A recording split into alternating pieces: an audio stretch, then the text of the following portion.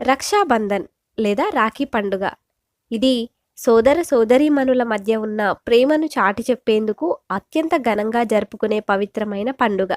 ఎంతటి క్లిష్ట పరిస్థితుల్లో అయినా తమకు అభయమిస్తాడని కోరుతూ తనకు రక్షణగా ఉంటాడని ప్రతి ఒక్క సోదరీమణి తమ సోదరులకు రాఖీ కడతారు.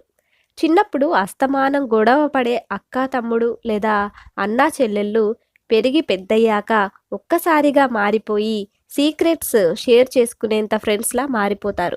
ప్రతి ఒక్కరి జీవితంలో ఆకాశమంతా ఆత్మీయతను, అనురాగాన్ని పంచే అన్నదమ్ముల ప్రేమను సెలబ్రేట్ చేసుకునే విషయంలో రక్షాబంధన్ నిజంగానే ఎంతో ప్రత్యేకమైంది. అయితే ఇదిలా ఉండగా శ్రావణ పూర్ణిమనే రాఖీ పౌర్ణమి లేదా జంధ్యాల పౌర్ణమి అనే పేర్లతో పిలుస్తారు. అయితే ఈ నేపథ్యంలోనే మన దేశంలో రక్షాబంధన్ పండుగ ఎప్పుడు ప్రారంభమైంది, ఎవరు ప్రారంభించారు, ఎక్కడి నుంచి వచ్చిందనే దానిపై స్పష్టమైన ఆధారాలైతే లేవు.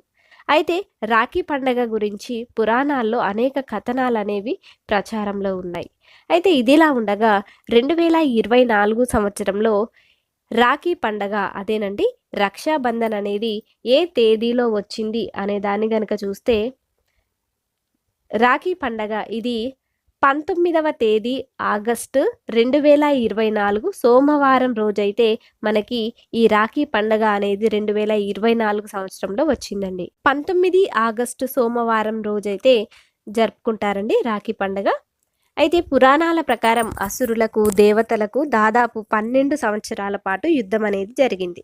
ఆ సమయంలో ఇంద్రుని ఇంటిపై ఓ రాక్షసి దాడి చేసి ఆక్రమించుకుంటుంది. అప్పుడు ఇంద్రుని సతీమణి శచీదేవి తనకు సహాయం చేయాలని శ్రీ మహావిష్ణువు వద్దకు వెళ్ళి వేడుకుంటుంది. అప్పుడు ఇంద్రునిని కాపాడడానికి విష్ణువు తన మణికట్టు చుట్టూ పత్తితో తయారు చేసిన ఒక పవిత్రమైన దారాన్ని కట్టాలి అని సూచించాడు. అప్పుడు శచీదేవి కోరిక మేరకు శ్రీ మహావిష్ణువు ఆ రాక్షసిని అంతమొందిస్తాడు. ఇక ఆ తర్వాత ఇంద్రుడు త్రిలోక ఆధిపత్యాన్ని పొందుతాడు. అలా శచీదేవి రక్షాబంధన్ పండుగను ప్రారంభించగా నేటికి కూడా రాఖీ పండుగను మనం జరుపుకుంటున్నాము.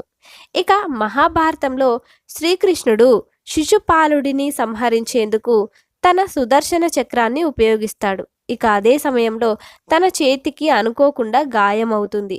ఆ గాయాన్ని చూసిన ద్రౌపది వెంటనే తన చీర కొంగుతో కన్నయ్య వేలికి రక్షగా చుట్టింది. తన సోదరుడిగా భావించి వెంటనే ద్రౌపది స్పందించడంతో తనకు ఎల్లవేళలా అండగా ఉంటానని వేణుమాధవుడు హామీ ఇచ్చాడు. ఇక అప్పటి నుంచి రాఖీ పండుగకు నాంది అనేది ప్రారంభమైందని చెబుతూ ఉంటారు. అనంతరం కౌరవుల మధ్య అవమానం ఎదుర్కొంటున్న సమయంలో ద్రౌపదికి కన్నయ్య అండగా నిలుస్తాడు. ఇక పురాణాల ప్రకారం శ్రావణ పూర్ణిమ రోజు అదేనండి శ్రావణ పౌర్ణమి రోజున గణేశుని సోదరి అయిన నాగదేవతతో రక్ష కట్టించుకోవడం చూసిన ఆయన పుత్రులు తమకు కూడా సోదరి కావాలని కోరతారు. అప్పుడు గణేశుని కళ్ళ నుంచి సంతోషి మాత ఆవిర్భవించిందని చెబుతారు.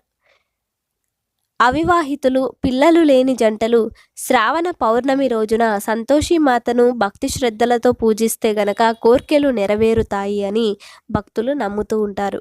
ఈ పవిత్రమైన రోజున రాఖీ కట్టించుకున్న వారికి సంతోషి మాత అనుగ్రహం లభిస్తుంది.